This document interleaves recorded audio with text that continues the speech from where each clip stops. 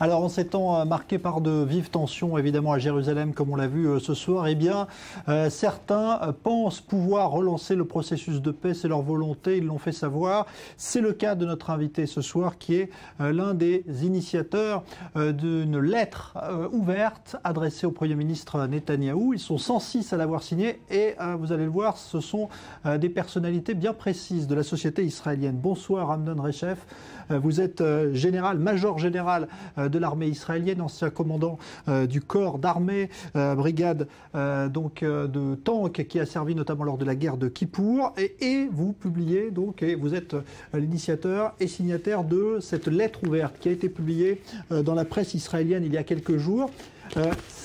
On va dire que c'est une initiative particulière parce que vous et d'autres militaires, anciens chefs du renseignement, avez participé à cette initiative. Alors, quelle est la question maintenant? Eh bien, c'est en cela que c'est particulier, que cette initiative n'est pas finalement une initiative comme les autres. Oui, nous sommes un groupe de généraux israéliens qui ont combattu dans toutes les guerres d'Israël, et nous savons quelle est la signification de la guerre, et nous pensions que la guerre de Kippour en 1973 a été due à un aveuglement politique, et nous avons l'impression que ce même aveuglement politique revient, et que des guerres et des violences peuvent en déduire. Et moi, personnellement, c'est moi qui ai pris l'initiative de cette lettre, et je me suis adressé à de nombreux amis, et en l'espace d'une semaine, j'ai réussi à engager 100 et quelques signatures, et à mon grand regret, il y en a beaucoup qui viennent me voir, qui me disent « Mais pourquoi tu ne m'as pas contacté? Je leur ai signé cette lettre. » Mais je n'en avais pas le temps. Nous savons quelle est la signification de la guerre. Nous avons commandé des unités combattantes. Nous avons accompagné les blessés et les familles endeuillées. Et les généraux israéliens sont parmi les plus partisans de la paix, parmi les plus grands partisans de la paix. Et notre initiative dit la chose suivante. Au cours de l'opération Bordure protectrice dans la bande de Gaza, les pays arabes modérés ont soutenu d'une manière passive le combat mené par Israël. Et je me serais attendu à ce qu'à la fin de cette opération, sur la base de cette opération, le Premier ministre prenne l'initiative, profite de cette situation pour relancer un processus diplomatique. Et à la convention du Caire des pays donateurs, le président égyptien Al-Sisi a appelé Israël à ouvrir à parvenir à des accords politiques avec les pays arabes modérés. Et par conséquent, selon l'initiative arabe de 2000, il n'y a eu aucune réponse de la part du Premier ministre. Et en tant que quelqu'un qui sait ce qu'est la guerre, et j'ai la responsabilité en tant que père de 5 enfants et de 15 petits-enfants, et grand-père de 15 petits-enfants, j'ai pris l'initiative de cette lettre. Et pour dire au Premier ministre, il y a avec qui parler. Il y a les pays arabes modérés, et il faut considérer que la conception est une conception régionale des pays arabes modérés avec Israël, et dans ce contexte-là, intégrer les Palestiniens. Et nous avons constaté qu'au cours de ces 20 dernières années, nous ne sommes pas parvenus à parvenir à un accord politique avec les Palestiniens. Et moi, nous pensons que les pays arabes, que les leaders arabes savent comment parler avec les Palestiniens. Et peut-être que par ce biais, ils pourront parler avec nous. Lorsque le président égyptien, l'ancien président égyptien Moubarak et l'ancien Premier ministre israélien, Yitzhak Rabin et Arafat étaient sur une même scène au Caire, et qu'ils ont pensé à un accord et à dresser des cartes pour un accord, Moubarak a dit à Arafat, signe, et Arafat a signé. Alors peut-être qu'Al-Sisi fera la même chose et demandera à Mahmoud Abbas et lui forcera à Mahmoud Abbas et lui dira, signe l'accord. Et au lieu, je pense que nous devons utiliser, nous ne devons pas accepter l'initiative saoudienne comme quelque chose qui va de soi. Parce que 12 années ont passé depuis cette initiative saoudienne et depuis le Moyen-Orient a changé.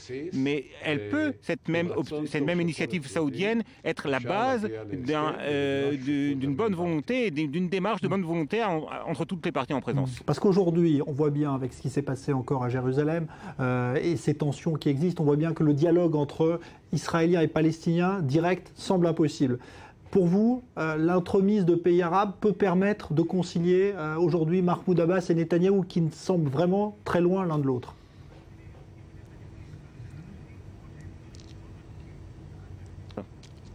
Il faut établir une distinction entre la politique intérieure et la politique extérieure et l'intérêt national. Il y a deux choses.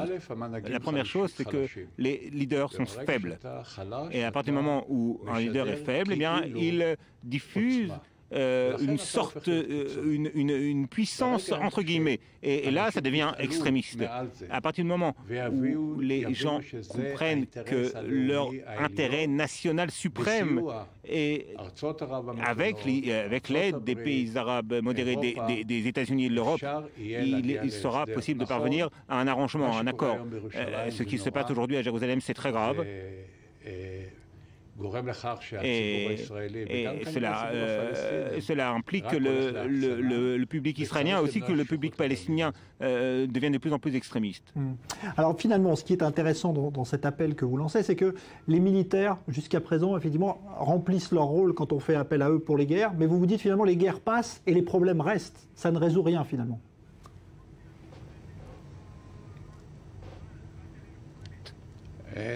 Oui, c'est vrai, parce que les guerres, c'est seulement une étape. La guerre doit, en fin de compte, mener à un processus diplomatique. Et je pense que il est bon d'éduquer des enfants et de leur dire vous, vos enfants, vos petits-enfants, vous devrez combattre. Et nous devons, et nous voyons ce qui s'est passé en Europe avec des guerres qui ont duré, des pays qui se sont menés à la guerre pendant des centaines d'années. Aujourd'hui, ce sont des pays qui coopèrent entre eux. On n'est pas obligé de s'aimer, mais on doit se respecter, s'estimer et comprendre que l'autre a le droit d'exister. Et je crois et je pense que c'est le cas dans... Je pense que les Palestiniens, la majorité d'entre eux, veulent le calme, veulent vivre dans le respect, veulent éduquer leurs enfants, veulent amener de la nourriture chez eux, veulent jouer aux ordinateurs. Et ne pas jouer avec des fusils. Et à propos aussi, je parle de ça, à mon grand regret, les livres éducatifs palestiniens sont remplis d'incitations racistes et antisémites contre Israël. Et ce serait bien si ce genre de propos serait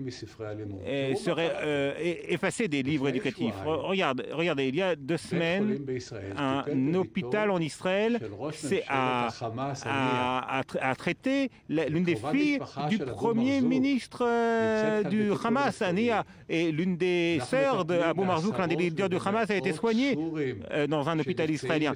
Plusieurs centaines de Syriens blessés en Syrie sont soignés en Israël. Il y a une approche humaniste extraordinaire en Israël, il faut le souligner.